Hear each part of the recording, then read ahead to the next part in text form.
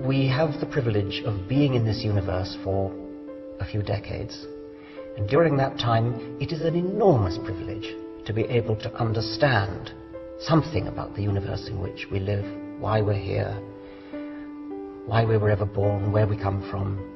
And I think that is such a wonderful thing to be able to do, that I am hostile, I can get angry about competing accounts which seem to me to not encourage that kind of questioning, but instead to say, this is how it is, it's all written in the Holy Book, it was written 2,000 years ago, and that's the end of it.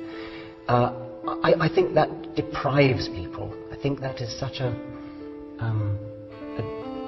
belittling, a demeaning view of the universe, and I think it's tragic that children are brought up with that when they could be brought up in a more open-minded way. So that's one reason for the anger. The other reason it is that I do think that faith, unsupported by evidence, is a lethal weapon.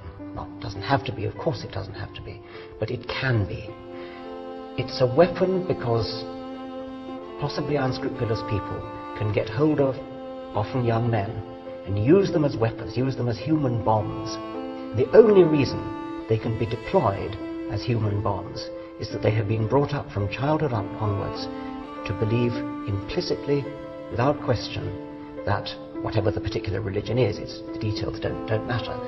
The point is that they do believe that it is the will of God that they should detonate themselves and blow up a busload of people or blow up a skyscraper in New York. I don't think that any kind of reasoned argument would do that to people. And so I believe that religion, religious faith, is an enormously powerful psychological weapon.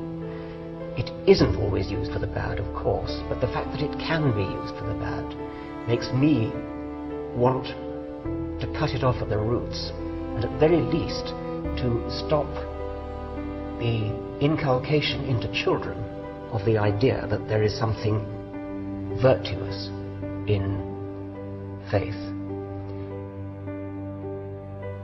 I'm very concerned with the way children coming into the world innocent and knowing nothing are taken over by the religion of whatever culture they happen to be born into. It doesn't happen to everybody, but it's very common. And so you see children being labelled. This is a Catholic child, this is a Protestant child. I would much rather say this is a child.